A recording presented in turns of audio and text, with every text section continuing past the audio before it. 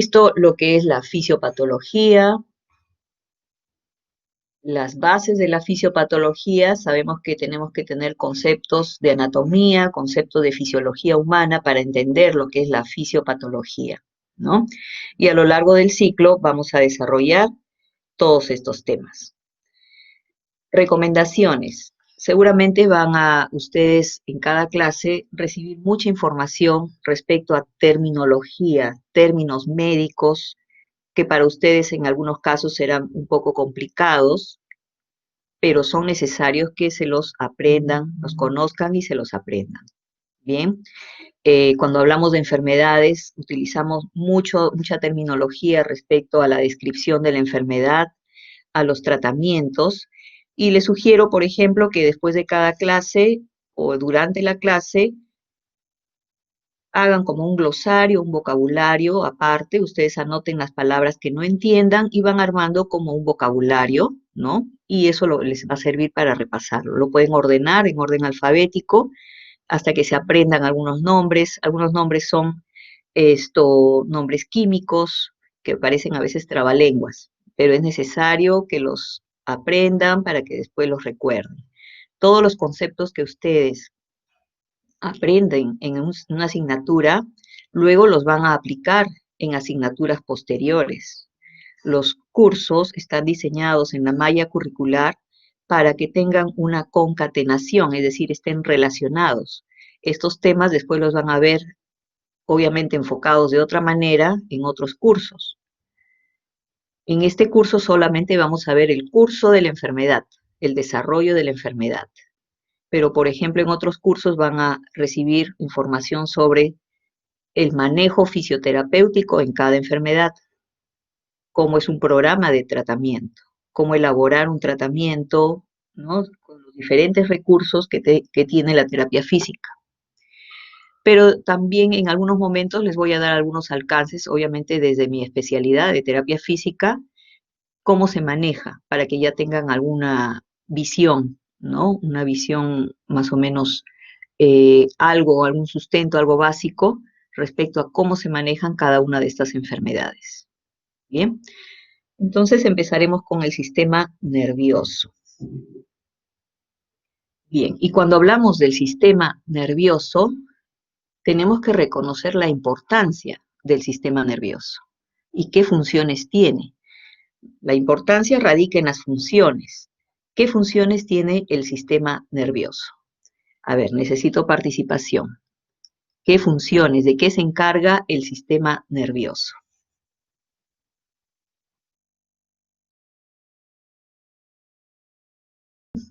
Espero respuestas. Repito la pregunta. ¿Qué funciones tiene el sistema nervioso? ¿De qué se encarga? De controlar el cuerpo humano, puede ser. Control del cuerpo humano. ¿Cómo lo controla? ¿Qué controla? A través de su sistema nervioso central, periférico, Ya. como... A través Miss, de Miss, estímulos. A ver, un momentito. Miss, Que termine esto no... Israel.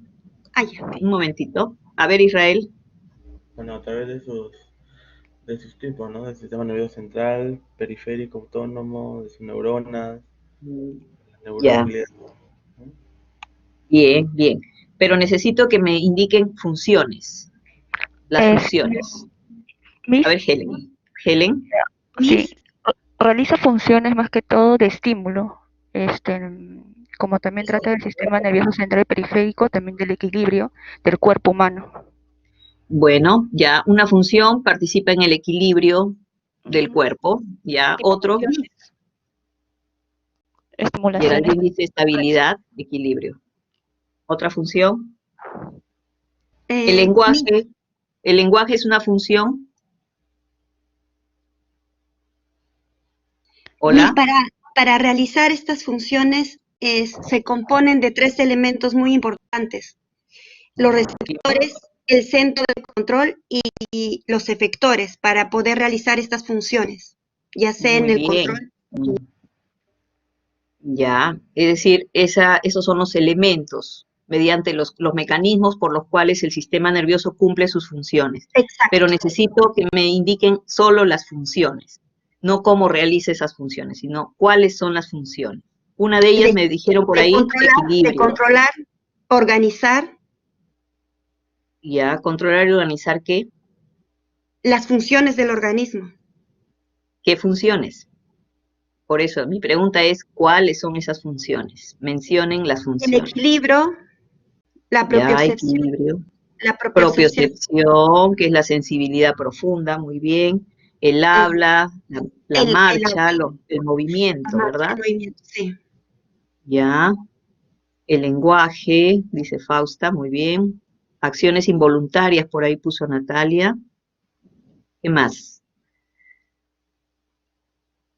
Funciones viscerales, ¿ya? ¿Qué hace sobre las vísceras? Daniel. Me has puesto visceral, pero ¿qué hace en la víscera, el sistema nervioso? ¿De qué se encarga en la víscera? La víscera es el tejido liso, me imagino te refieres al tejido liso o las glándulas, ¿a qué te refieres con visceral? Elizabeth dice, tiene función motora, muy bien, es decir, movimiento, genera movimiento, controla el movimiento. Muy bien, Daniel, a través del simpático y parasimpático controla y regula. Muy bien, inhibe y estimula acciones diferentes de diferentes componentes del organismo.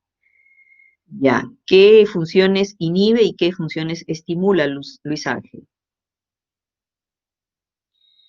Por ejemplo, la inteligencia es una función del sistema nervioso.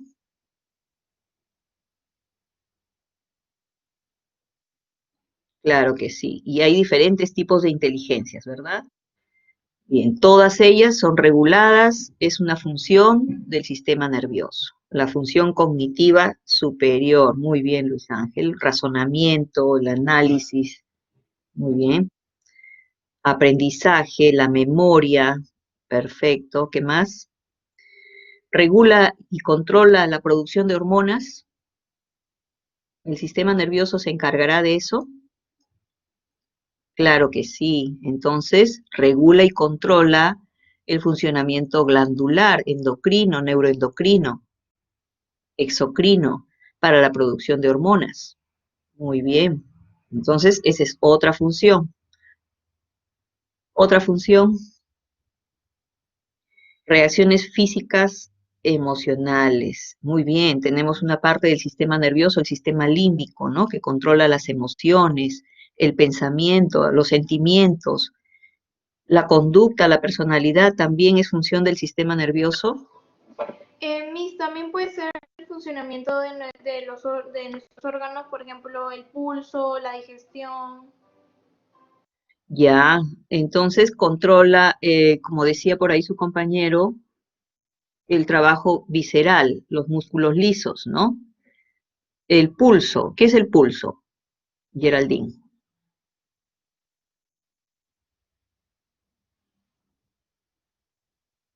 Cuando hablamos del pulso, ¿qué estamos midiendo? El pulso son los latidos cardíacos, ¿verdad? Claro. La frecuencia cardíaca, los latidos del corazón en un minuto. Los podemos percibir a través de la medición del pulso, la palpación del pulso. Bien. Entonces, también el sistema nervioso participa en parte en la frecuencia cardíaca. ¿Qué más? Fuerza que ejerce la sangre contra las paredes. Esa es presión arterial, Luis Ángel. Los latidos cardíacos por encima de la prominencia ósea debe ser, ¿no?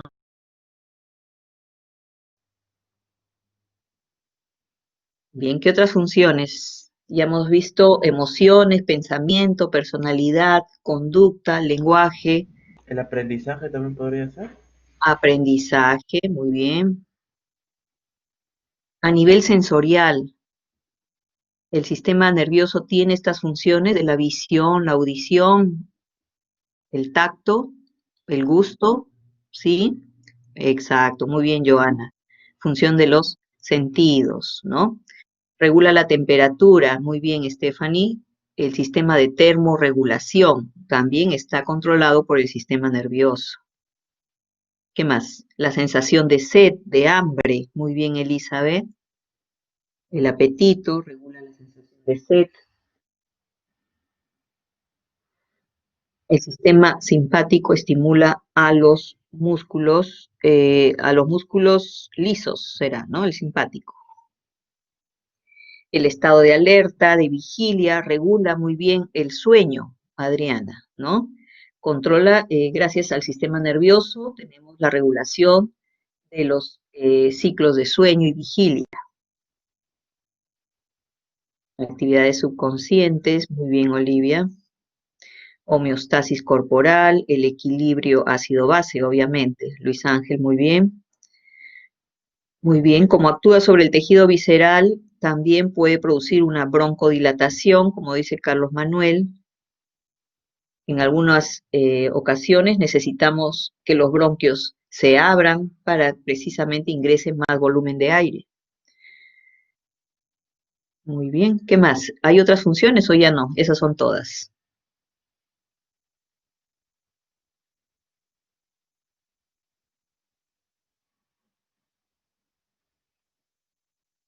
¿No hay más?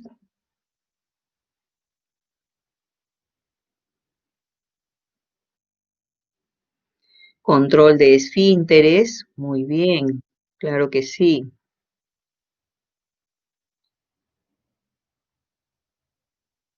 Los procesos digestivos, la digestión, ¿participa el sistema nervioso en esa función?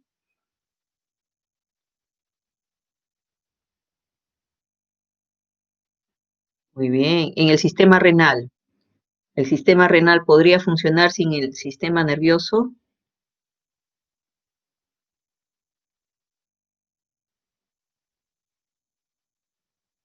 Nuestro sistema renal depende en gran parte del sistema nervioso, claro que sí, ¿no? Muchas funciones se verían afectadas sin la participación del sistema nervioso.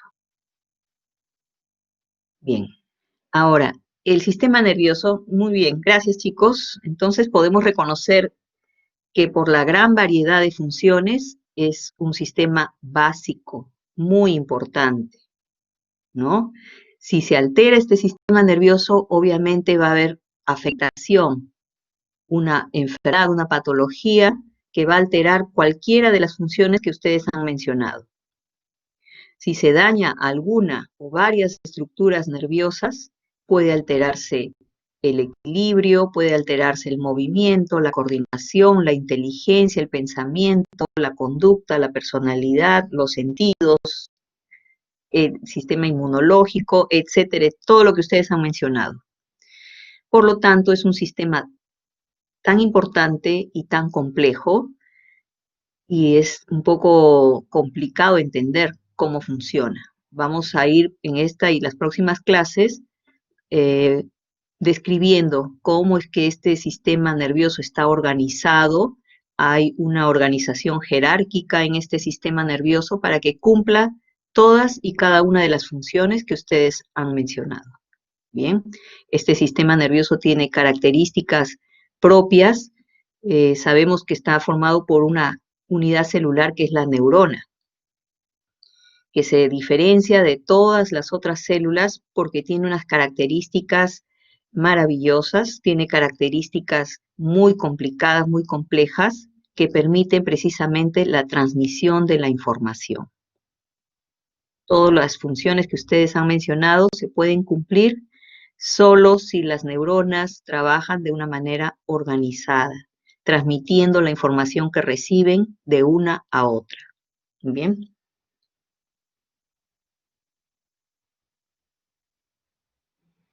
Listo. En general, entonces, organiza todas las funciones del organismo y para cumplir estas funciones tiene elementos que reciben información, un centro que procesa la información y elementos que efectúan la orden que ha dado el centro de control.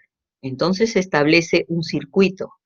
Nuestro sistema nervioso actúa y trabaja mediante la información que recibe del entorno, de nuestro medio ambiente. estímulos externos. También hay estímulos internos propios del organismo. Todos estos estímulos le van a llegar al sistema nervioso, al centro de control. Aquí se decodifica esta información, se interpreta esta información y se envían respuestas, se envían mensajes. Y estos mensajes en algunos casos pueden ser inhibidores, es decir, atenuar, disminuir algún funcionamiento, y en otros casos pueden ser órdenes excitatorias para aumentar el funcionamiento, para estimular el funcionamiento de alguna estructura.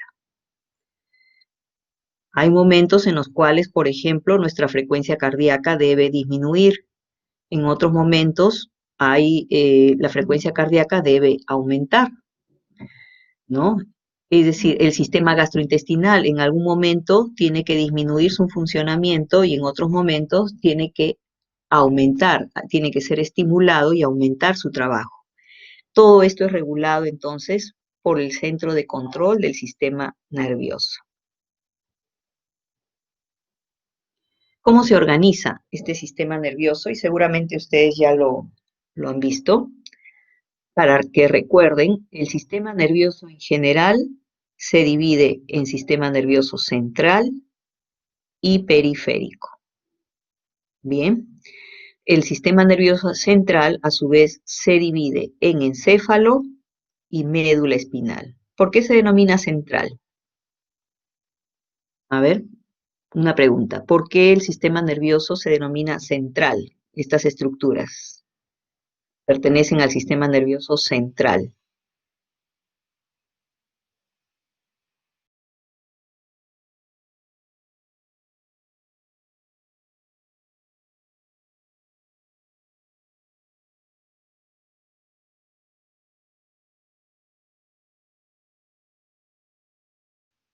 Daniel dice, controla todas las funciones, comanda y recibe y ordena.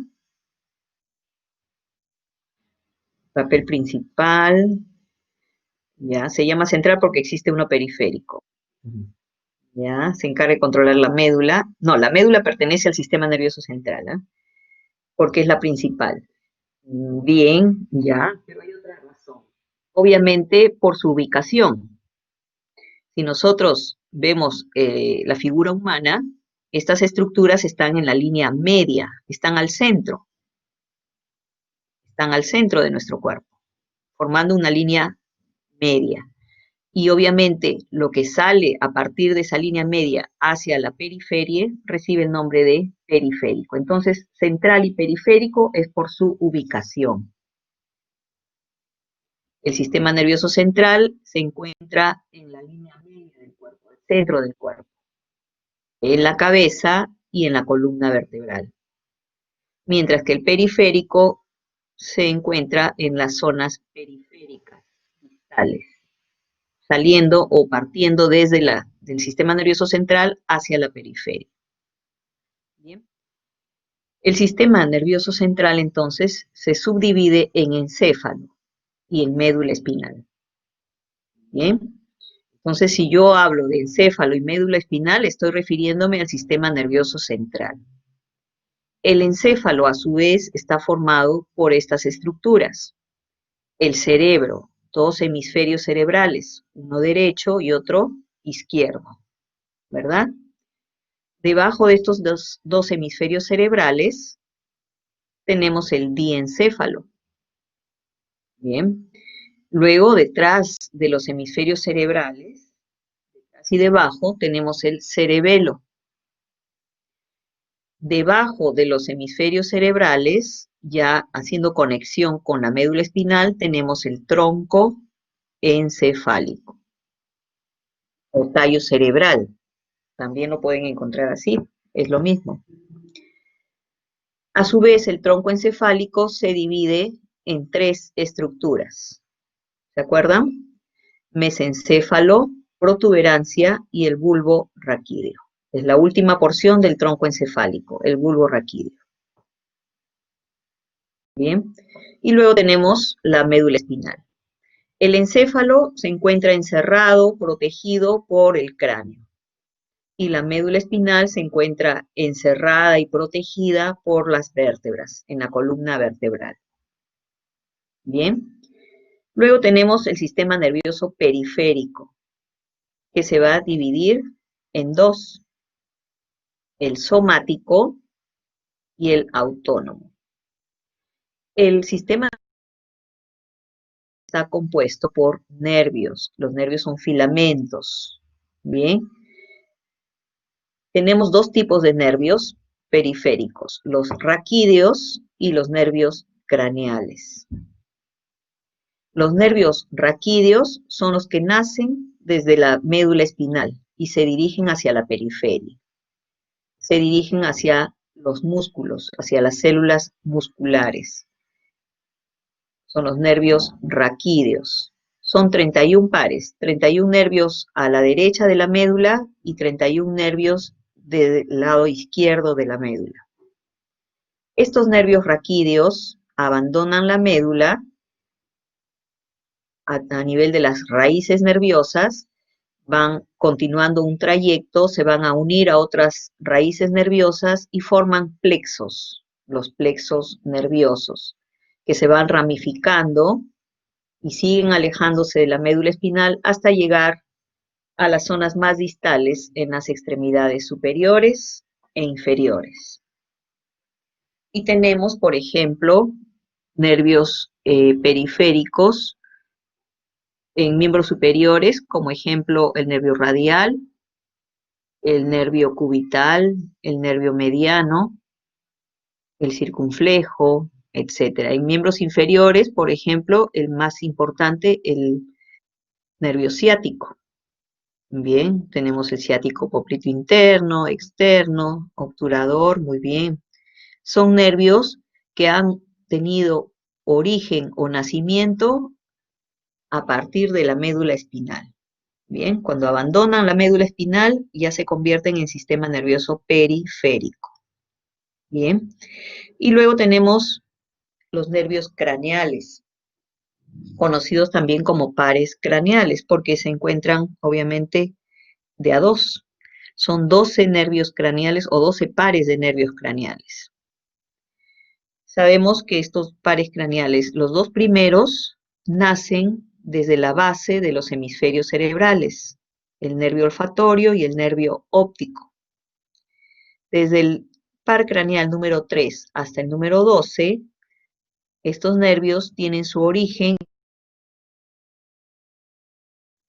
en el tronco encefálico. Aquí nacen, abandonan el tronco encefálico, salen, emergen y continúan su trayecto y van a dirigirse estos pares craneales, que los vamos a ver más adelante, cumpliendo muchas funciones, ¿no? Inervan sobre todo la zona facial, tienen que ver con las mucosas, con la visión, etc. Son 12 pares craneales. La otra división del nervio periférico, del sistema nervioso periférico, es el sistema nervioso autónomo o vegetativo. Este sistema nervioso autónomo o vegetativo, o autonómico también lo pueden encontrar así, o autosómico, se subdivide en simpático y parasimpático. Bien, este sistema autónomo abandona la médula espinal, también continúa trayectos para dirigirse al tejido visceral, a las vísceras, al tejido liso, al músculo liso. Bien, y ahí cumple funciones, este sistema nervioso simpático y parasimpático, funciones de inhibición y estímulo, ¿no? A veces acelera los movimientos del tejido visceral, las contracciones del tejido visceral, y también en ocasiones produce estímulo, aceleración o relajación del tejido visceral. Bien, por ejemplo, los movimientos peristálticos del sistema digestivo, por ejemplo, el esófago, para que transite el alimento, se contraen las fibras de este músculo esofágico gracias a la acción del sistema nervioso periférico autónomo. Bien. Esto es entonces, a grandes rasgos, la organización del sistema nervioso. ¿Alguna pregunta hasta acá? Cualquier pregunta, cualquier duda, por favor, pueden escribir en el chat o intervienen con el micrófono. ¿Ok? Esta es también una forma de, un esquema de la organización del sistema nervioso, un poco más detallada. Sistema nervioso central, sistema nervioso periférico, y aquí podemos encontrar estructuras de estas estructuras principales, por ejemplo en el diencéfalo, que se subdivide en tálamo, hipotálamo, subtálamo y epitálamo. Bien, por ejemplo la médula espinal, que es una estructura alargada, muy delgada pero alargada, que ocupa todo el canal raquídeo, se divide en segmentos, en toda su longitud se divide en segmentos, en porciones. Tenemos 8 segmentos cervicales, 12 torácicos, 5 segmentos lumbares, 5 segmentos sacros y un segmento o una porción coxígea. Acá tenemos la lista de los 12 pares craneales o 12 nervios craneales, que seguramente ustedes los conocen. Y los 31 nervios, ¿se acuerdan que les decía? Los 31 nervios espinales, nervios raquídeos, que se están organizados en 8 nervios cervicales, 12 nervios dorsales o torácicos, 5 nervios lumbares, 5 nervios sacros y 1 coxígeo. Bien, entonces podemos relacionar aquí, ¿no? De cada segmento medular sale, obviamente, los nervios cervicales. De los 8 segmentos cervicales salen los 8 nervios cervicales, tanto a la derecha como a la izquierda. Mientras esto es sistema nervioso central, esto ya es sistema nervioso periférico. Y es importante recordar y diferenciar las estructuras que pertenecen a cada sistema nervioso porque la fisiopatología es diferente. Si aquí el sistema nervioso central sufre un traumatismo, las características, el cuadro clínico de esa lesión es diferente a un traumatismo que sufre, por ejemplo, el sistema nervioso periférico. Las secuelas, el cuadro clínico, las manifestaciones son diferentes. Bien, y eso lo va a ver cuando empecemos ya a ver las enfermedades y sus características. Muy bien, en resumen, entonces, el sistema nervioso central actúa como un centro de control, elabora las respuestas frente a los estímulos que recibe. Mientras que el sistema nervioso periférico está formado por receptores sensoriales y nervios que pueden ser sensitivos y odores. Actúan como líneas de comunicación, es decir, el sistema nervioso periférico le envía la información que recibe del entorno al sistema nervioso central. Y también el sistema nervioso periférico, la orden que recibe del sistema nervioso central, la cumple, la envía hacia las zonas distales, ¿no? Por ejemplo, si yo empiezo a tocar, vamos a suponer, acá tengo a la mano mi celular, ¿no? Estoy tocando, palpando el celular. Las terminaciones, los receptores táctiles que tengo en la piel, en la yema de los dedos, transforman esa información táctil en estimulación eléctrica. Esa estimulación eléctrica estimula terminaciones nerviosas que van a viajar. Esa información viaja a lo largo de la extremidad superior. Hola, ¿se fue la señal? Voy a repetir. Sí, voy a repetir. La información que recibe el sistema nervioso periférico es transmitida o llevada al sistema nervioso central. A grosso modo, ¿cómo lo hace? El ejemplo que les estaba indicando. Si yo, por ejemplo, con mi mano palpo el celular, el teléfono celular, la yema de los dedos tiene terminaciones, receptores, células especializadas que van a percibir la textura del material del celular. Esos receptores envían esa información a las terminaciones nerviosas a los axones de estas neuronas que van a llevar esa información va a subir a lo largo de mi extremidad superior hasta llegar a la médula. Esa médula recibe la información y asciende la información hasta llegar a los centros superiores, al sistema nervioso central. En el sistema nervioso central, esa información es procesada, esa información es, por ejemplo, dirigida a otras áreas para que yo interprete que estoy tocando un equipo celular. Bien, entonces hay información que viaja desde la periferia y asciende al sistema nervioso central. Y hay información que lleva la dirección contraria, que desciende. Es decir, yo necesito utilizar el equipo, el sistema nervioso central enviará la orden, una orden descendente, que va a bajar hasta el sistema nervioso periférico y le va a ordenar a los músculos, por ejemplo, a los músculos de la mano, que yo pueda utilizar el celular. Entonces, constantemente hay información que sube a través de vías ascendentes y hay información u órdenes que descienden a través de una vía descendente. Bien, y es como un cableado, imagínense un cableado con miles de circuitos que están constantemente ascendiendo y descendiendo.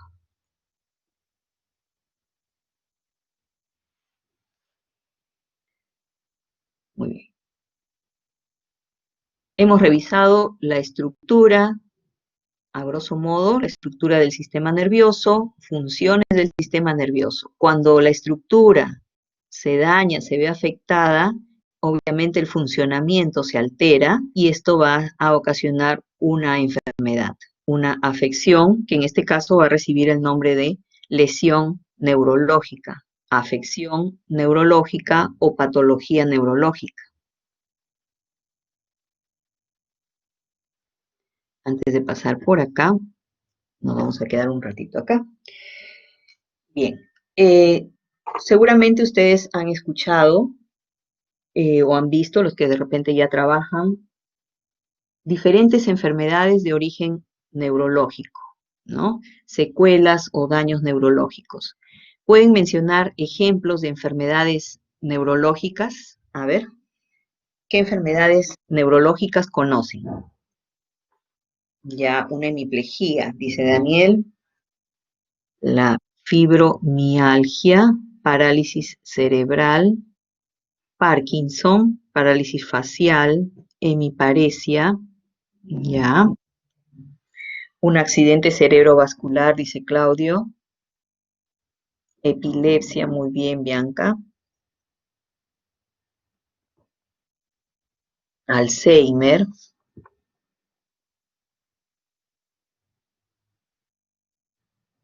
Cuadriplegia. Bien. El aneurisma es la causa de una enfermedad, Natalia. Ya vamos a describir después. Cuando el aneurisma se rompe, produce la lesión, la patología. Esclerosis múltiple, muy bien. Esclerosis lateral amiotrófica. Trombosis, neuropatías, muy bien. Distrofia muscular.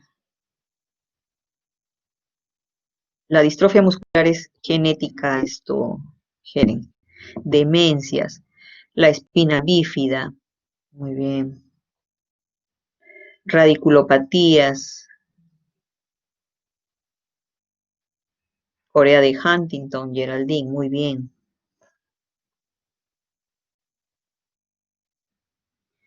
Los ictus, cefaleas, meningitis, parálisis facial. Muy bien.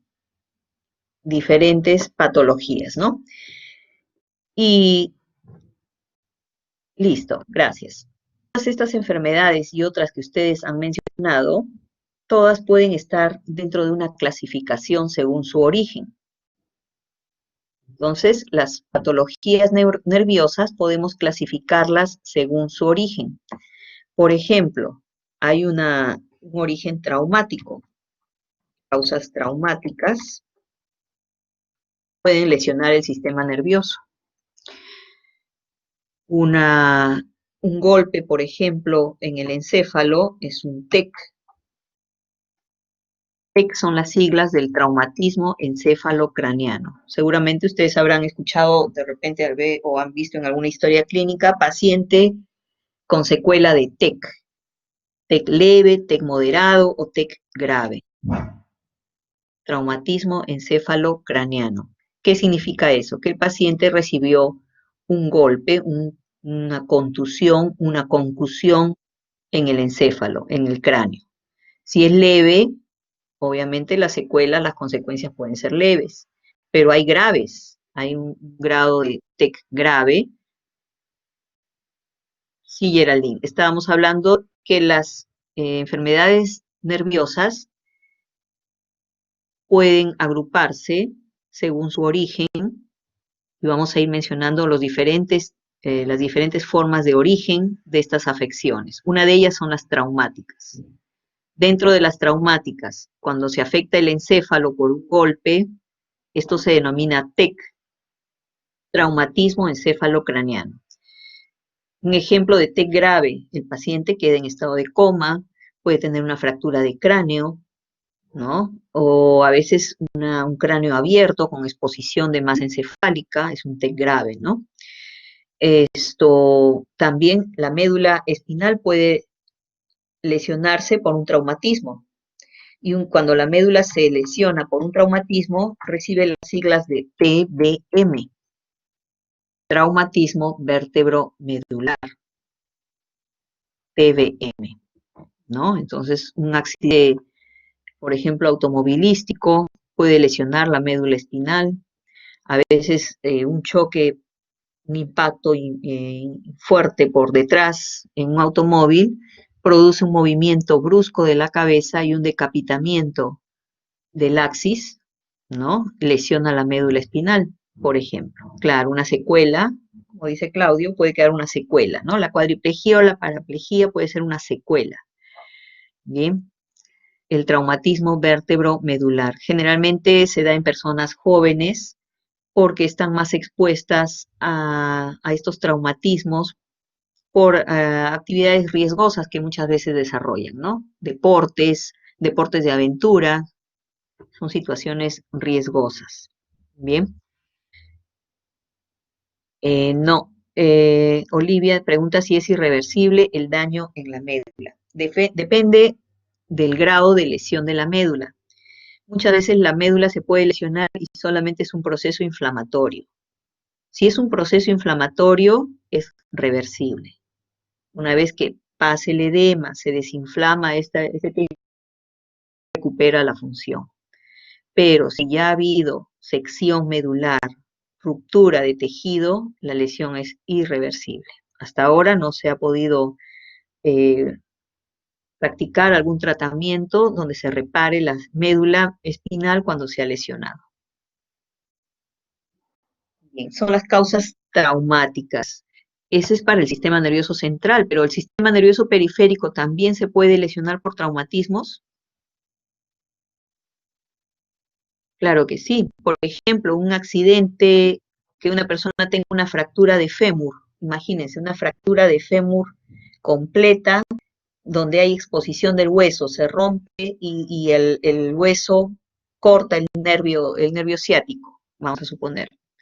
O una herida por arma de fuego que impacte sobre el nervio radial en una persona. Es una lesión traumática, de origen traumática, pero está afectando el nervio periférico, el sistema nervioso periférico. Entonces los traumatismos pueden afectar al sistema nervioso central o al sistema nervioso periférico. ¿Está claro? Bien. Otro origen de enfermedades nerviosas son las de tipo vascular. Las vasculares. Cuando decimos vasculares nos referimos a los vasos sanguíneos. Los vasos sanguíneos que pertenecen ¿a qué sistema? Al sistema cardiovascular, ¿verdad? Los vasos sanguíneos pueden afectarse y pueden lesionarse cuando estos vasos sanguíneos están irrigando zonas cerebrales, zonas del sistema nervioso, esta lesión vascular puede producir un daño en el tejido nervioso. Muy bien, Claudia, los ACV. Las afecciones vasculares se pueden dividir en dos tipos: las hemorrágicas y las isquémicas. Un vaso sanguíneo puede sufrir una ruptura, por ejemplo, cuando tiene su pared muy débil, un vaso sanguíneo se rompe cuando aumenta o sube la presión arterial, o hay la presencia de un aneurisma, como por ahí mencionó alguna de sus compañeras, que es un aneurisma, es la dilatación anormal de una pared de un vaso sanguíneo. Por un esfuerzo brusco se rompe esa pared del vaso sanguíneo y sangra. Esa afección se denomina entonces una lesión vascular de tipo hemorrágica, más conocido como accidente cerebrovascular. Bien, la sangre sale e invade y se aloja en el tejido nervioso, produciendo un efecto tóxico. Va a producirse un hematoma, un coágulo, y este coágulo va a comprimir el tejido nervioso y evita o no permite la oxigenación. Entonces hay muerte de tejido, muerte de neuronas de esa sección, esa zona. La otra forma de lesión vascular es la isquémica. Cuando hablamos de lesiones vasculares de tipo isquémicas, nos referimos a aquellas que su mecanismo de lesión es por tamponamiento, es decir, obstrucción. Se obstruye un vaso sanguíneo. Puede ser por un trombo. ¿Qué es un trombo, Olivia? Aquí llamamos trombo. Un coágulo de sangre. Muy bien. Muchas veces la sangre contiene aglutinación de hemoglobina, de glóbulos rojos, y se forma un coágulo. O puede ser también una placa de grasa, un ateroma, cuando las personas muchas veces podemos tener en el interior de los vasos sanguíneos almacenada grasa. Esta se puede desprender y al desprenderse rompe la pared de la arteria o del vaso sanguíneo, se produce un sangrado y este sangrado envuelve esa placa grasa y se convierte también en un trombo. Y este trombo obstruye la irrigación y entonces se va a producir un infarto. Un infarto es la falta de irrigación o isquemia de alguna parte del tejido nervioso, ¿no? Esas son las causas de origen vascular. El sistema nervioso también se puede lesionar por causas tóxicas.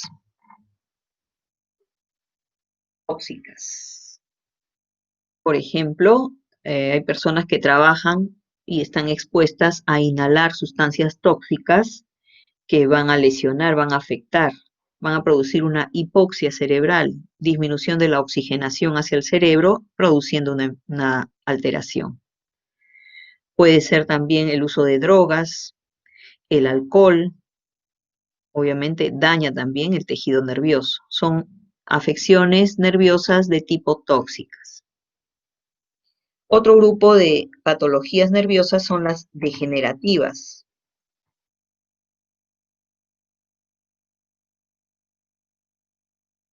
Cuando hablamos de afecciones degenerativas, nos referimos a aquellas en las cuales el tejido nervioso sufre cambios, deterioros, en la mayoría de los casos por la edad. Por la edad.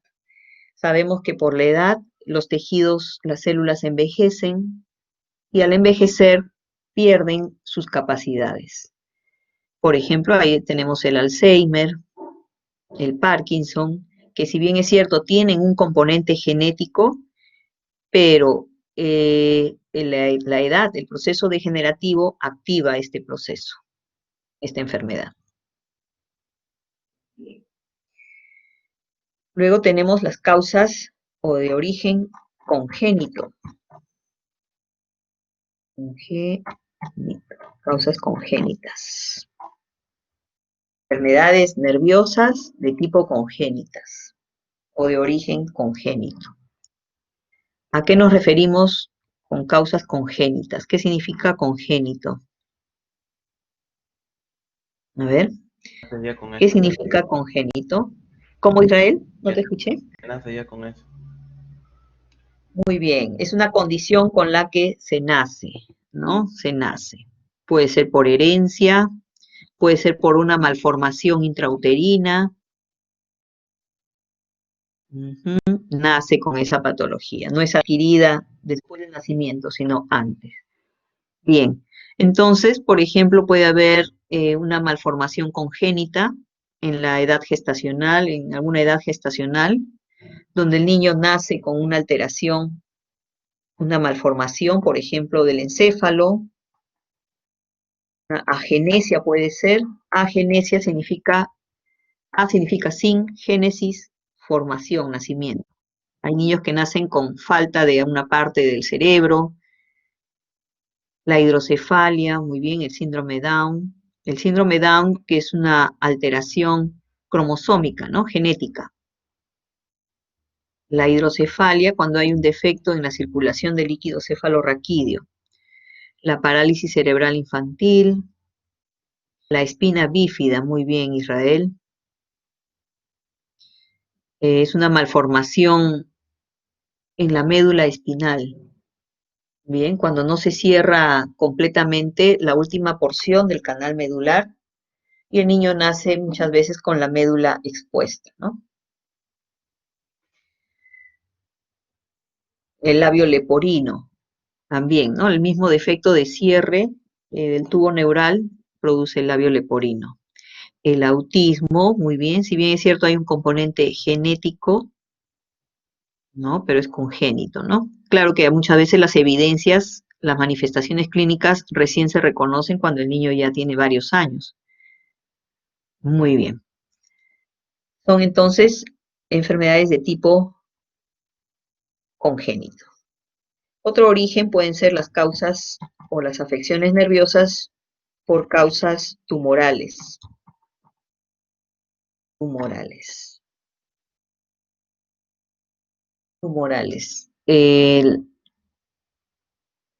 Las estructuras nerviosas también pueden sufrir la formación de células cancerígenas y estas células cancerígenas pueden producir tumoraciones que van creciendo y van produciendo una lesión por compresión, ¿no? Existen tumores encefálicos, tumores en la médula espinal y van obviamente a comprometer la función. Otras causas neurológicas son de origen infecciosas, las de origen infecciosas.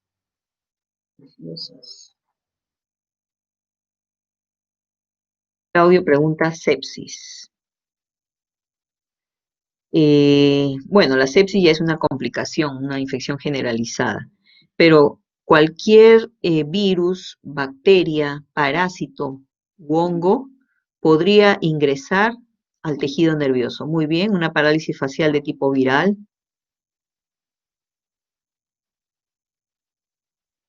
Nelly, recién has ingresado. Estamos hablando de fisiopatología del sistema nervioso. Sí. Bien, a pesar que el sistema nervioso está protegido, ¿no? Con las meninges que protegen igual, ¿no? Cualquier virus, parásito o bacteria podría ingresar y producir un proceso inflamatorio, infeccioso, y con ello lesionar y producir las manifestaciones clínicas de una lesión medular, dependiendo en qué zona esté alojada la infección, ¿no? Por ejemplo, hay infecciones como, bueno, el herpes que es viral, es un virus que se aloja en un nervio periférico. Las meningitis, muy bien. La cisticercosis, ¿no? Que son los huevos de este parásito que se encuentra en las carnes mal cocidas. Bien. El virus del COVID-19 podría afectar el sistema. En algunos pacientes se ha visto que hay daño nervioso, daño neurológico, ¿no? Saben ustedes que el virus tiene unos spikes, que son unas espículas, que requieren un receptor para ingresar a la célula, ¿no? Y ese receptor puede estar dentro de las células que producen una enzima convertidora de angiotensina, ¿no? La ECA2. Entonces podría ingresar al sistema nervioso. Muy bien. Son enfermedades entonces nerviosas de origen infecciosa. El Guillain-Barré, por ejemplo, también es un virus. La poliomielitis, que puede afectar también el sistema nervioso, son virus que ingresan y dañan el tejido nervioso. Muy bien. Seguimos. 10. La gripe. Carlos, ¿qué tiene la gripe? Es que si puede afectar el sistema nervioso, ¿esa es tu pregunta? No, no tendría como la gripe, ¿no? Sí. La gripe afecta las mucosas respiratorias, ¿no? Bien, entonces aquí, como repasando también otra vez de las diapositivas anteriores, la ubicación del cerebro y del tronco encefálico, vemos aquí un hemisferio cerebral, su tronco encefálico, detrás del tronco encefálico el cerebelo, continuando el tronco encefálico, la médula espinal. Todos son elementos del sistema nervioso central. ¿Por qué se llama sistema nervioso central? A ver, ¿se acuerdan? Lo dijimos al principio. Se encuentra en el centro. En la línea media, bien, en la línea media, por su ubicación, hacia la línea media. Muy bien, sistema nervioso central, entonces, repasando, realiza las más altas funciones, funciones complejas, satisface las necesidades vitales, dando respuesta a los estímulos que recibe, ¿no? Entonces, detecta un estímulo, bien, transmite información y realiza coordinaciones generales. Perfecto. Vamos a ver un hemisferio cerebral. Bien, a manera de repaso, seguimos repasando en esta clase. El hemisferio cerebral lo hemos dividido, porque así no lo encontramos, lo hemos dividido y coloreado para un mejor estudio, pero en realidad no está así el cerebro, ¿no? Un hemisferio cerebral puede dividirse entonces en lóbulos, que son porciones. Una porción que se encuentra en la parte anterior sería el lóbulo frontal, detrás el lóbulo parietal, en la zona posterior correspondiendo al hueso occipital, el lóbulo occipital, en las zonas laterales el lóbulo temporal. Son 4 lóbulos. Bien. Luego podemos observar que en la superficie de los hemisferios cerebrales encontramos la sustancia gris. La sustancia gris, o llamada también corteza cerebral. Bien. ¿Qué más podemos observar? Una serie de hendiduras. Bien, ¿cómo se llaman estas hendiduras? Los surcos. Los surcos cuando no son muy profundos y cisuras, tenemos las cisuras cuando estos surcos son más profundos, ¿no? Las cisuras.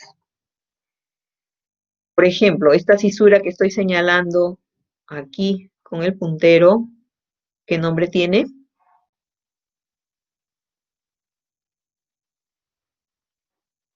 La cisura que divide el lóbulo frontal del lóbulo parietal, cisura de Rolando, muy bien.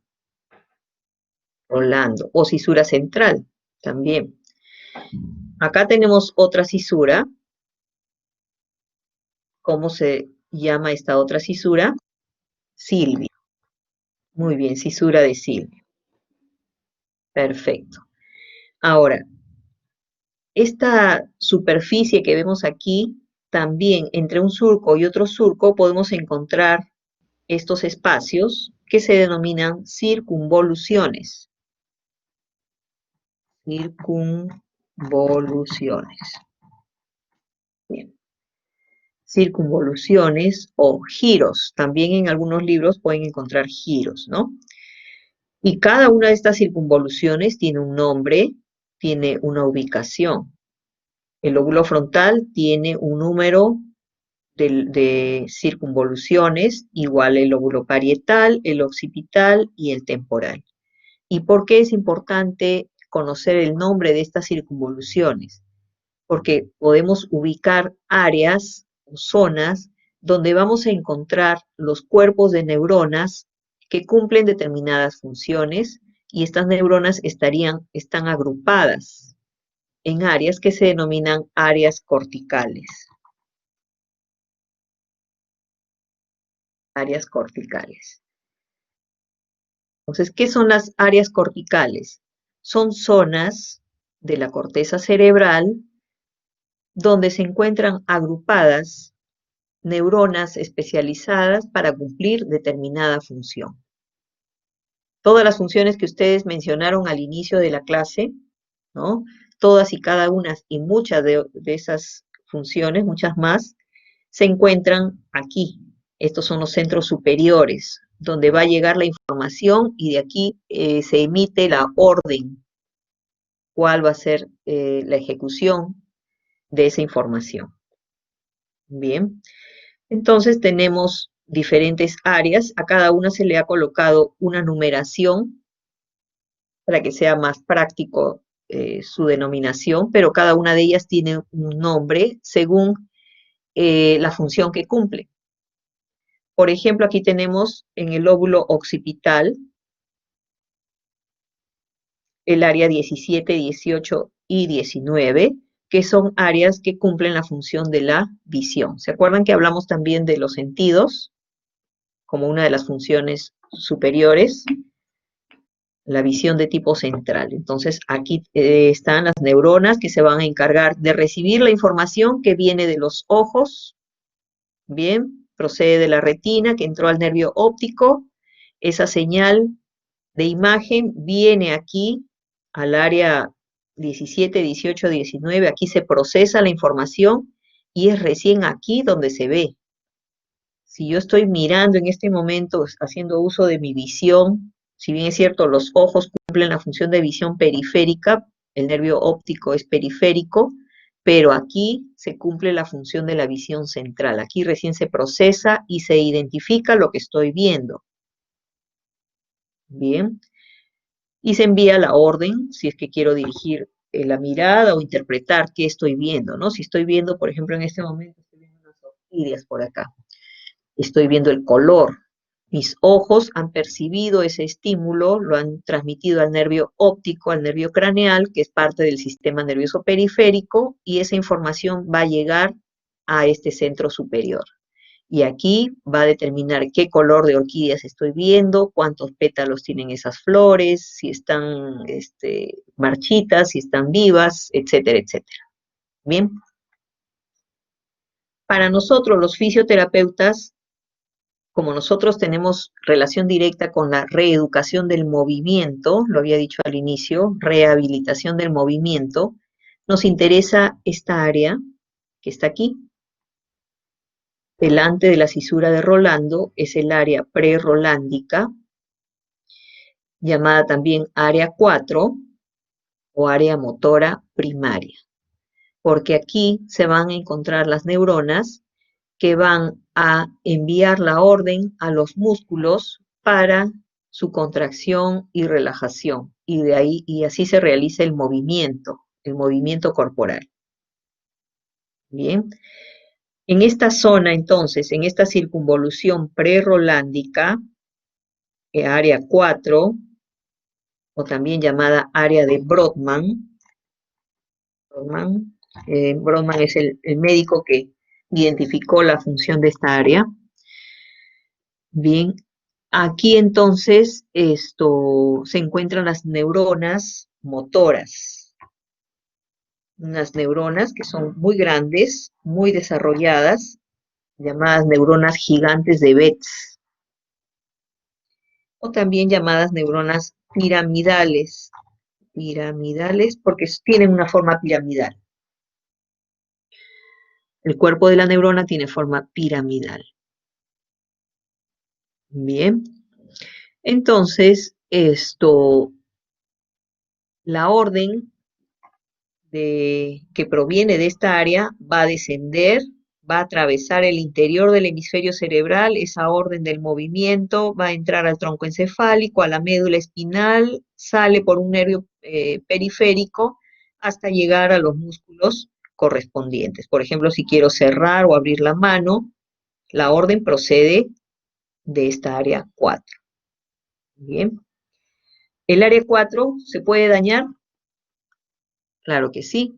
Puede haber una causa traumática, puede haber una causa infecciosa que la dañe, puede haber una causa congénita, todas las que hemos mencionado. Causa vascular, que es la más frecuente, muy bien, Claudio. Cualquier causa o origen puede lesionar esa área. Bien. Causas degenerativas, exacto. Muy bien, ya están utilizando los términos que hemos descrito. Muy bien. Luego, otra área importante es un área vecina que está aquí, detrás de la cisura de Rolando o circunvolución post-rolándica, y es el área 312. La ven aquí, área somatoestésica primaria. ¿Qué función tiene esta área? A ver, ¿alguien sabe?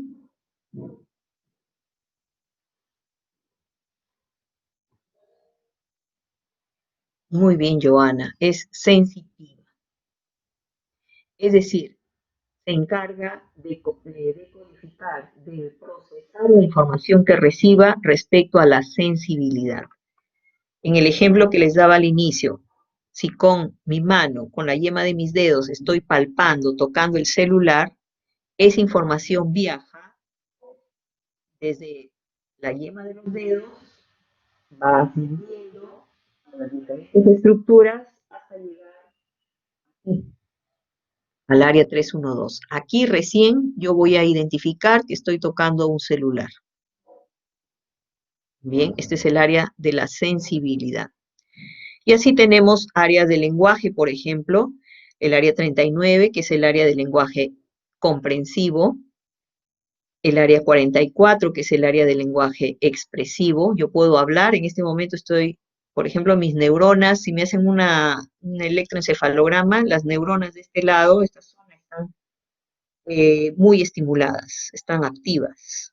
¿Por qué? Porque estoy utilizando el lenguaje expresivo, ¿no? Articulando lenguaje. Y así cada una de las funciones tiene un área cortical correspondiente. Igual en la cara interna de un hemisferio cerebral también siguen las áreas. Por ejemplo, el área 4, ven ustedes, da la vuelta, gira, no solamente está en la cara lateral del cerebro, sino también pasa a la parte interna, se puede ver en la parte interna del cerebro. Y aquí tenemos el área 312, la sensitiva. Bien, este es el hemisferio cerebral. Aquí tenemos el diencéfalo, el tronco encefálico, su mesencéfalo, protuberancia y bulbo, y se va continuando la médula espinal. Detrás tenemos el cerebelo. ¿Este es un hemisferio cerebral derecho o izquierdo?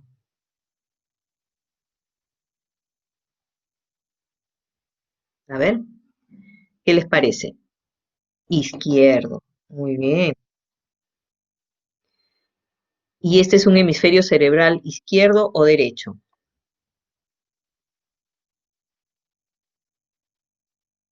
También, izquierdo. Muy bien chicos, los felicito, están muy bien ubicados, ¿eh? Pensé que me iba a costar más la explicación, entonces podemos avanzar más rápido. En una vista Profesora, superior, ¿sí, licenciada, Israel? ¿qué Daniel, tal? Sí, sí, Daniel. Licenciada, yo tengo una consulta. Si estamos hablando acerca de que el curso se va a enfocar en el tema del movimiento, básicamente, sí, yo tengo cierta información, pero de repente los nombres varían un poco, ¿no? Por ejemplo, yo creo que usted está hablando acerca de la integración, o sea, de la información del movimiento, ¿no? Y hay áreas o sea, de integración cortical, que yo las conozco como corteza prefrontal, corteza frontal inferior y la corteza parietal posterior.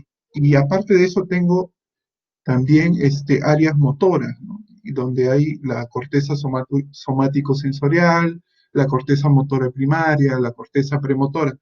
Y todo esto en función a cómo se va generando el proceso del movimiento, ¿no? A partir Ujú. de eso hay un circuito de anticipación, hay circuitos indirectos y indirectos, pero mi pregunta va relacionada a los términos. Entonces, son estos términos que usted nos está dando la información, los que vamos a utilizar en el curso, o es que los términos que yo le he mencionado también los puede considerar o también se pueden manejar en base a esos términos. Esa es mi pregunta. Y la segunda pregunta es en cuanto al sistema, a la división del sistema nervioso. Yo, por ejemplo, manejo una información, eh, bueno, que el sistema nervioso, bueno, se divide en visceral y somático, ¿no? Y que tiene una distribución general y especial, y a partir de eso se comienza a generar una interrelación interoceptiva, exteroceptiva. No sé cómo, si se puede manejar esos términos o es que tenemos que manejar los términos que usted nos está informando. Gracias. Muy bien, Daniel. Gracias por tu participación. Y está muy bien esa acotación que nos haces porque nos abre todo el espectro de lo que es la neurología, ¿no? Estamos viendo un curso de neurología, de fisiopatología para fisioterapeutas. Bien, entonces vamos a centrarnos y partir desde ese punto. Por lo tanto, los términos que les estoy explicando son los que manejamos con mayor frecuencia a nivel de la fisioterapia. Lo que tú nos mencionas es cierto, es otro enfoque de la neurología, un poco más profunda, ¿bien? Que podría, digamos, servir de base, pero para otras especialidades. Bien, entonces quiero que digamos, toda la totalidad de ustedes, de tus compañeros, vayan siguiendo lo que yo estoy indicando y son los términos que vamos a manejar. Bien, tengo experiencia en el dictado de este curso y esta nomenclatura que se utiliza es la utilizada a nivel fisioterapéutico. Bien, pero eso no quita que ustedes puedan profundizar o ampliar si de repente les interesa el tema de neurología, inclusive pueden, después de su carrera, que van a culminar, pueden hacer estudios de segunda especialidad en posgrado, pueden hacer la especialización de neurorehabilitación. Entonces, ahí se requiere, obviamente, ya un conocimiento de la neurología un poco a otro nivel, más profundo. Bien, Daniel, no sé si queda aclarada tu duda. Licenciada, gracias. Ya, ok, gracias. En una vista superior, entonces, podemos encontrar aquí y podemos identificar algunas áreas corticales y tenemos aquí los nombres también de algunos surcos, algunos giros. Bien, vamos a seguir avanzando. 10:15. Vamos a hacer un pequeño break, por favor, unos 5 minutos antes de continuar. Nos quedamos en esta diapositiva 18. Bien, 5 minutos de break. Nos conectamos nuevamente.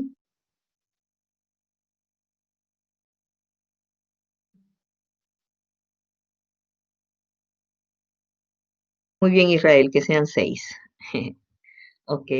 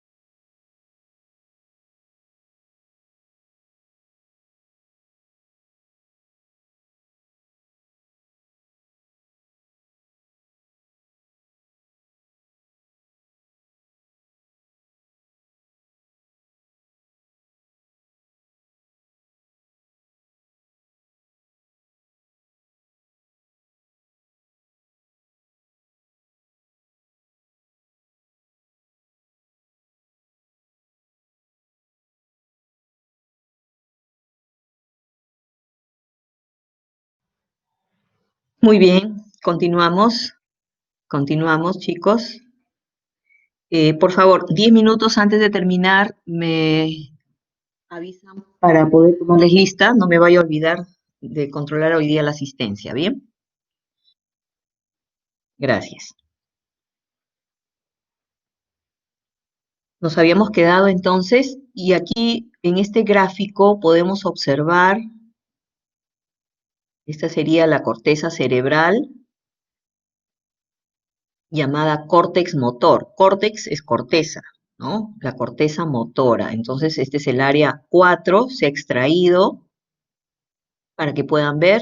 Esta sería entonces la cara lateral de un hemisferio, la cara superior, la cara interna de un hemisferio cerebral, y esta sería la base del hemisferio cerebral. ¿Se ubican? ¿Lo ubican? ¿Sí? Igual aquí, este es un corte también en este plano frontal, pero del córtex sensorial, ¿no? Entonces el área 312 se ha extraído y vemos, la corteza cerebral tiene un espesor, más o menos son 2 centímetros en promedio en un cerebro adulto, y bueno, cabe también anotar que con la edad esta corteza cerebral se va atrofiando, se va adelgazando, ¿no? Pierde este espesor y va disminuyendo conforme pasan los años, y también este tejido se va haciendo más denso, se va endureciendo, va perdiendo elasticidad. Bien, ¿qué es lo que observan aquí encima del córtex motor y encima del córtex sensorial? ¿Qué es lo que observan?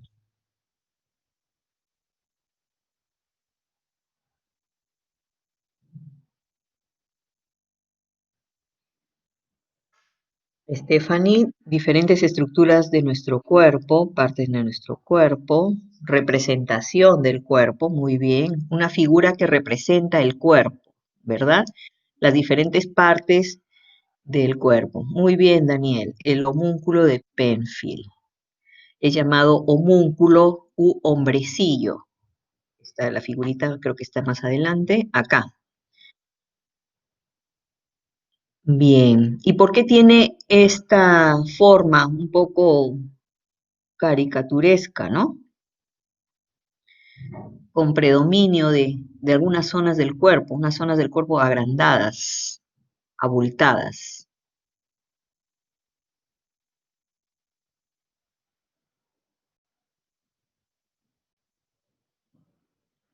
¿Cuál será la razón?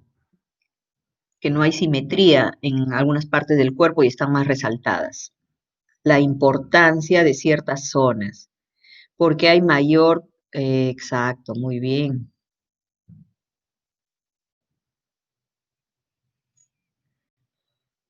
Por la importancia que tiene la cantidad de neuronas que participan en estas funciones. Entonces vemos aquí en el córtex motor, la parte de la zona orofacial es más grande, la zona de las manos más grande, porque son las dos funciones: coordinación, movimientos más finos, bien, a diferencia de otras partes del cuerpo. Bien, igual también mucha sensibilidad a nivel de las manos, en los dedos, en las yemas de los dedos y en la zona orofacial. Muy bien. Y aquí tenemos entonces cómo estarían distribuidas las neuronas que participan en la inervación o en el funcionamiento de cada una de las partes del cuerpo, ¿no? Los genitales, los dedos del pie, pierna, cadera, tronco, cuello, etcétera, etcétera. Bien, vemos aquí los dos hemisferios cerebrales, se ha hecho un corte frontal. Imagínense que se ha extraído toda la parte anterior, el lóbulo frontal, ¿no? ¿Y qué es lo que podemos observar en la parte interna de los hemisferios cerebrales? Aquí tenemos un hemisferio cerebral y otro hemisferio cerebral, ¿no? La corteza cerebral, y debajo de la corteza cerebral tenemos la sustancia blanca. la sustancia blanca. Bien, y dentro de la sustancia blanca encontramos aquí unas como manchitas que son pequeñas porciones de sustancia gris dentro de la sustancia blanca, que son los ganglios basales, algunos ganglios basales, ¿no? Entonces tenemos sustancia gris, sustancia blanca. Profundamente también encontramos aquí en celeste los ventrículos, por donde circula el líquido cefalorraquídeo. Bien, por lo tanto, si por acá se encuentra el área 4, bien, la información va a descender a través del axón de una neurona, ingresa a la sustancia blanca, desciende la información del movimiento, ingresa al bulbo raquídeo, perdón, al tronco encefálico, médula espinal, y luego, obviamente, va a salir hacia la periferia. Bien. Obviamente, la función motora es muy compleja y requiere también la participación de información de otras áreas, que son las áreas de asociación, ¿no? O integrativas. Como bien preguntaba su compañero por ahí, hay nomenclaturas más complejas que se utilizan términos mucho más complejos, pero quiero empezar con ustedes para que se centren bien en el tema y manejen muy bien este tema de una manera, un enfoque más básico. Bien, no es una sola neurona la que baja con esa información, es toda una red neuronal, bien, para que se envíe y llegue la información del movimiento y un movimiento de calidad, porque si llega solamente la información del centro del córtex motor al músculo, será un movimiento torpe, ¿no? Un movimiento que no es de calidad. Por eso se requiere inclusive que hasta el cerebelo envíe información, ¿no? Para la coordinación y precisión de los movimientos. Bien. Listo, entonces tenemos que la corteza cerebral, llegan a ella los impulsos sensitivos y envía las respuestas motoras. Bien, las áreas, según su función, pueden ser, tenemos áreas sensitivas, áreas motoras y áreas de asociación o áreas de complemento. Bien, las vías sensitivas son llamadas también aferentes, ascienden desde la periferia hacia el centro superior. Y las vías motoras son también llamadas vías eferentes, descienden desde el centro superior hacia la periferia. Bien, son direcciones opuestas, direcciones contrarias. Muy bien. Si bien es cierto, ambos hemisferios cumplen las mismas funciones, pero se complementan entre sí y en alguno de ellos hay predominio de ciertas funciones, ¿no? Se dice que el hemisferio derecho, si bien es cierto, controla el movimiento de la zona corporal izquierda, es decir, el hemicuerpo izquierdo, el hemisferio izquierdo controla el movimiento musculoesquelético de la zona corporal derecha. ¿Por qué hay este control contralateral, es decir, del lado contrario? ¿A qué se debe? ¿Por qué el hemisferio derecho comanda el movimiento del lado izquierdo? Por la decusación. ¿Qué significa decusación? Un cambio, ¿no? Un cambio de dirección. Las fibras que descienden del lado derecho pasan al lado izquierdo para inervar el lado izquierdo del cuerpo. Bien, predominando en el hemisferio derecho las funciones de los sentimientos, sensaciones, sensibilidad creativa, sentido musical, percepción tridimensional, ¿no? Bien, en el hemisferio izquierdo es más analítico, razonamiento, memoria, habilidad numérica.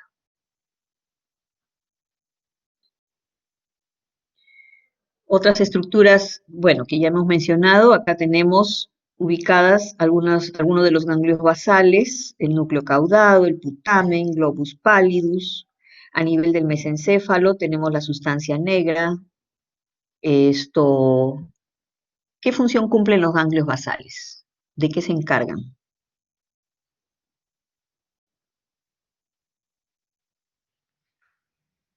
A ver, ¿alguien sabe de qué se encargan los ganglios basales?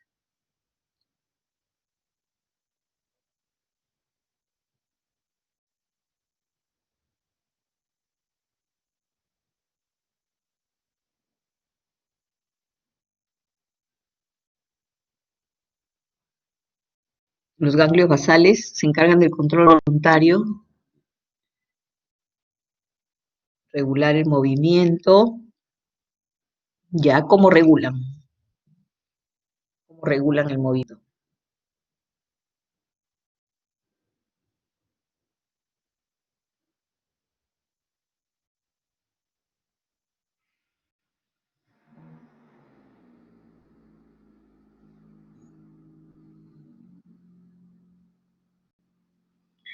Ya, pero ¿de qué manera? ¿Participan en la precisión? ¿Qué es lo que hacen? Contribuyen a la vía motora, a la vía descendente, ¿no? Por ejemplo, pueden estos ganglios basales contribuir a mejorar la calidad del movimiento, ¿no? A través de, ejemplo, sustancias como los neurotransmisores, la producción de sustancias que son los neurotransmisores. Muy bien. La dopamina, GABA, bien.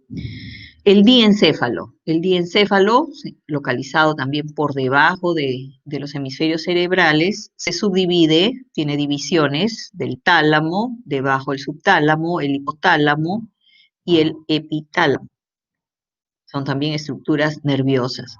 En el diencéfalo también podemos encontrar el sistema límbico que controla las emociones, ¿no? Y estos son sus elementos. Aquí en verde tenemos los elementos de este sistema límbico, que más pertenece o se estudia en psicología, en estudios de enfermedades mentales, por ejemplo. Hay alteraciones del sistema límbico que van a provocar una serie de alteraciones o daños o patologías mentales. El cerebelo, ubicado debajo de los hemisferios cerebrales, bien, ven ustedes, tiene también dos hemisferios y una zona central o vermis, bien, aparentemente tiene una serie de estrías o folias, y el cerebelo cumple una función muy importante en mejorar la calidad del movimiento, ¿no? Cuando esta zona, esta estructura nerviosa sufre lesiones, el movimiento resultante será un movimiento incoordinado. El cerebelo también participa en el control de la postura, en la regulación del trabajo de los músculos antigravitatorios. Entonces, tiene que ver mucho con el equilibrio, ¿no? Una función importante, el equilibrio, la postura y la coordinación de movimientos. Su lesión puede producir, como dice Claudio, una enfermedad que se denomina ataxia cerebelosa. El tronco encefálico. Importante el tronco encefálico porque a partir de aquí emergen los nervios craneales. Bien, desde el tercero hasta el 12º, ¿no? Vemos aquí en amarillo estos filamentos muy diminutos que nacen. Tienen un origen real en el interior de estas estructuras y un origen aparente que es por donde afloran, donde emergen. Este nervio, cada uno de ellos se va a dirigir hacia la mucosa o hacia el órgano que va a inervar. Y tenemos pues los 12 pares craneales que seguramente conocen. ¿Cuál es el primero y el segundo? Dijimos que nace o está ubicado en la base de los hemisferios cerebrales, ¿no? El olfatorio y el óptico. El tercero, ¿cuál es el nombre del tercer par craneal?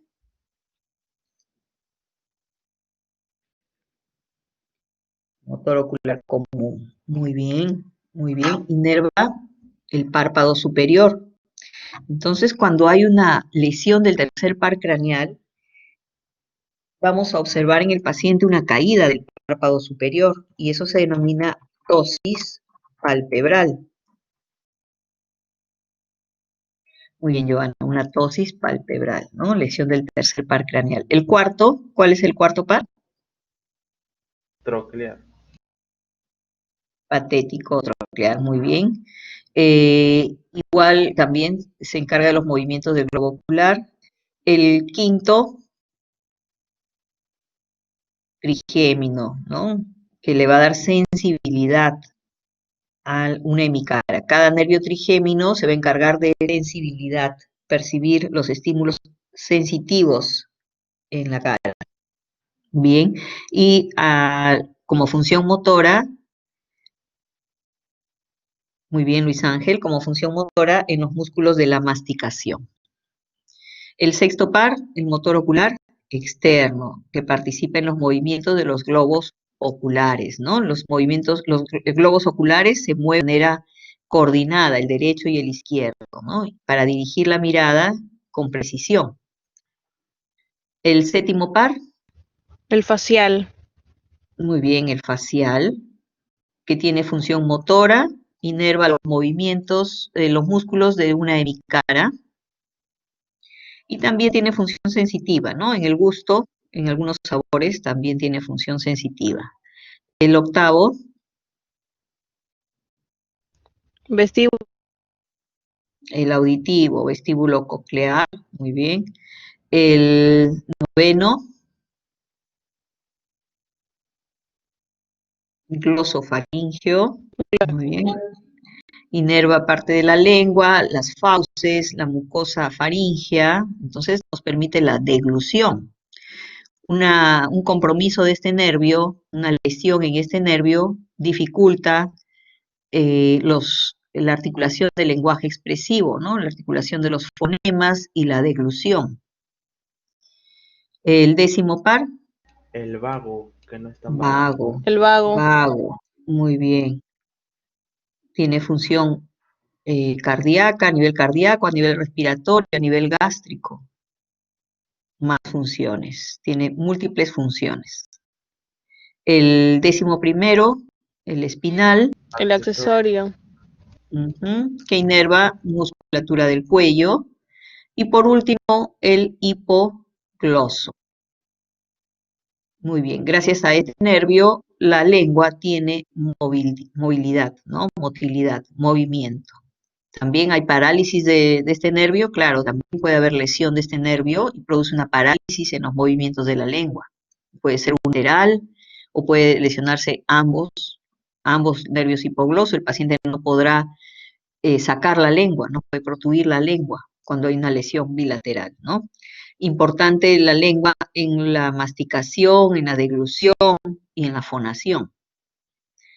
Muy bien, esos son entonces los pares craneales. ¿Qué más encontramos en el sistema nervioso?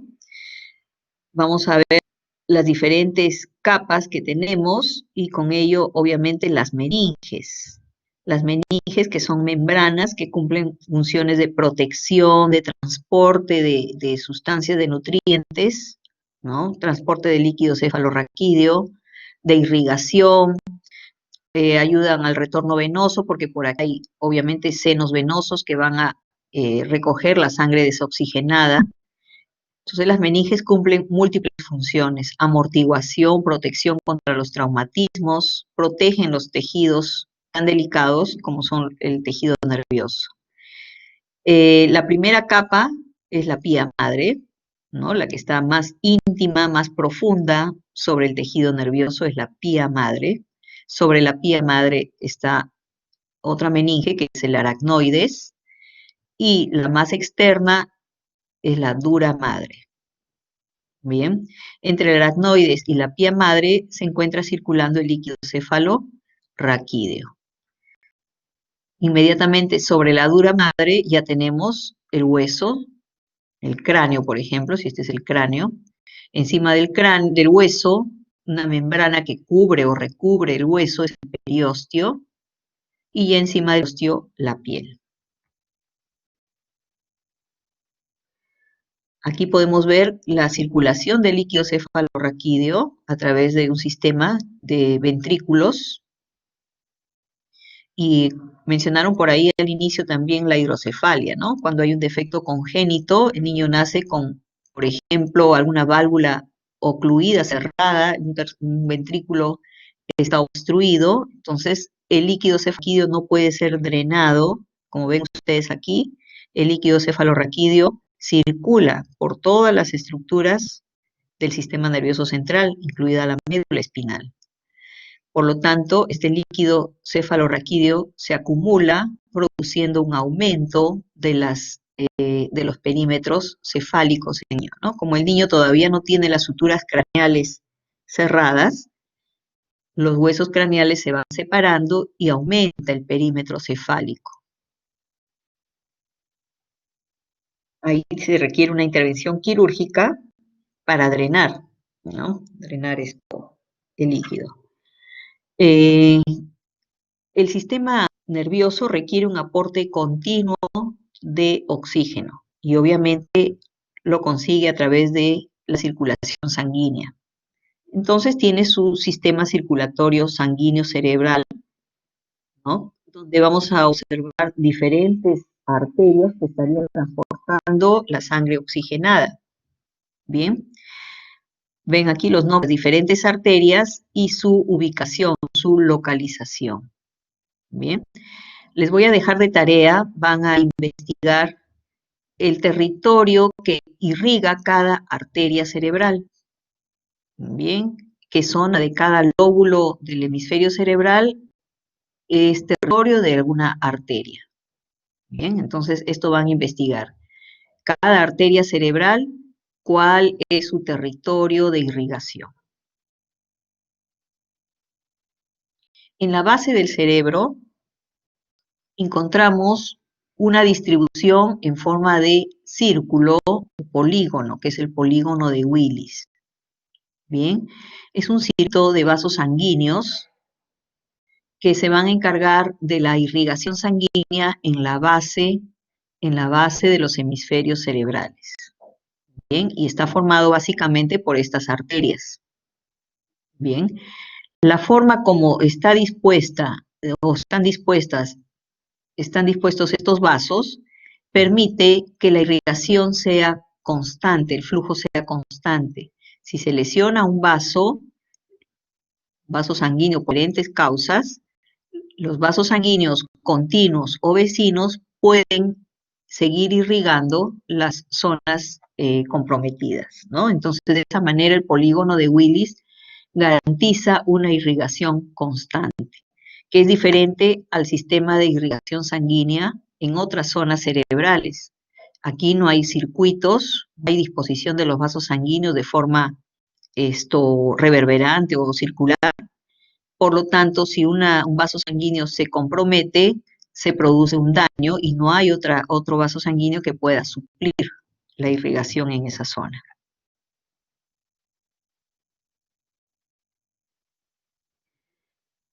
Muy bien, y vamos a repasar la estructura celular básica del sistema nervioso, que es la neurona, ¿no? Como recordarán, la neurona, esta célula especializada, tiene estas partes, como es el cuerpo de la neurona, o soma, el núcleo, unas prolongaciones que son las dendritas, y aquí vemos que el impulso ingresa, el impulso o la orden puede ingresar en esta dirección.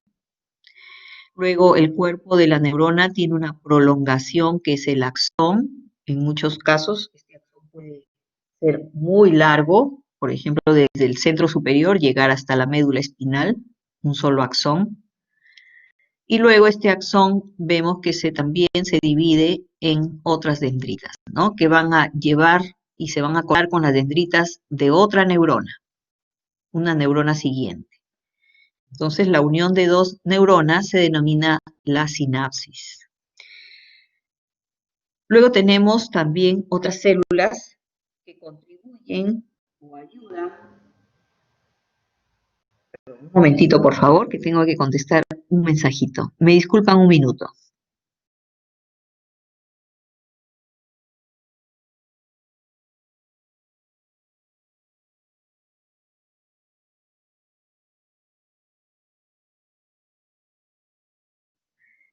Listo, gracias.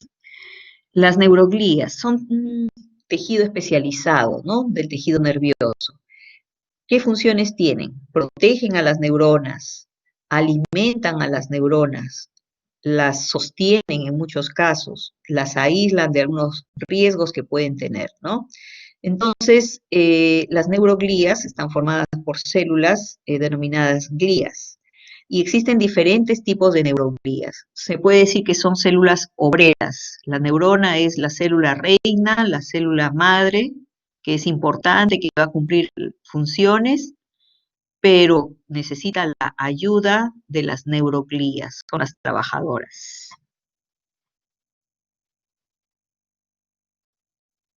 Funciones auxiliares, sí, pero funciones auxiliares muy importantes. Se dice que hacen el trabajo pesado.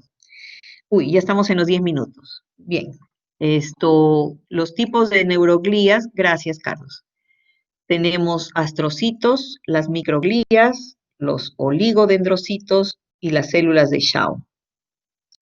Los astrocitos se encargan de conectar neuronas con los vasos sanguíneos. Bien, entonces se ubican junto a ciertos capilares del cerebro y forman la barrera hematoencefálica. Las microglías actúan frente a la inflamación y daños del tejido nervioso. Los oligodendrocitos tienen una función protectora del sistema nervioso. Forman la vaina de mielina, ¿no? Los oligodendrocitos fagocitan si hay partículas extrañas, por ejemplo, las fagocitan. ¿Qué significa fagocitar? Destruyen. ¿Ok? Los oligodendrocitos. Bien, y las células de Schwann que rodean a los axones y forman la capa de mielina, ¿no? La capa de mielina, que es una sustancia por la cual viaja o facilita el viaje del flujo eléctrico, del flujo nervioso, en el sistema nervioso periférico. Entonces, gracias a estas células de Schwann, aumenta la velocidad de la conducción nerviosa. Es decir, por ejemplo, la orden para que mi mano se abra o se cierra, que trabajen los músculos, se contraigan o se relajen, llega de manera muy rápida gracias a la velocidad que le facilita la mielina formada por las células de Schwann. Bien. Vamos a ver acá. Tenemos clasificaciones de las neuronas de diferentes tipos. Por ejemplo, una clasificación es por el número de prolongaciones. Tenemos neuronas multipolares que tienen como característica que tienen muchas dendritas. Las bipolares que tienen axones, 2 axones, uno a cada lado del cuerpo neuronal. Y tenemos las unipolares. Del cuerpo sale un solo axón, aunque posteriormente este axón se podría dividir, pero en realidad tienen un solo polo, ¿no? La gran mayoría de funciones del sistema nervioso provienen de las células multipolares. Las células multipolares son las más abundantes en el sistema nervioso. Bien, las unipolares son escasas, por ejemplo, están en la retina, por ejemplo, son muy escasas, ¿no? Generalmente en vertebrados no hay muchas neuronas unipolares.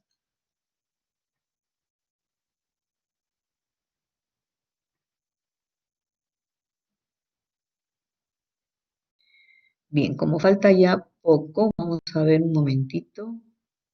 10:52. Ah, todavía un poquito más. Vamos a seguir. Otra clasificación de las neuronas es la que se refiere a la función que realizan, ¿no? Entonces tenemos neuronas motoras y neuronas sensitivas. Obviamente las neuronas motoras son las que envían la información del movimiento, ¿verdad? Transmiten el impulso eléctrico que va a llegar a las fibras musculares para que el músculo sea estimulado, ¿no? Se produce la contracción o la relajación del músculo. Son las neuronas motoras.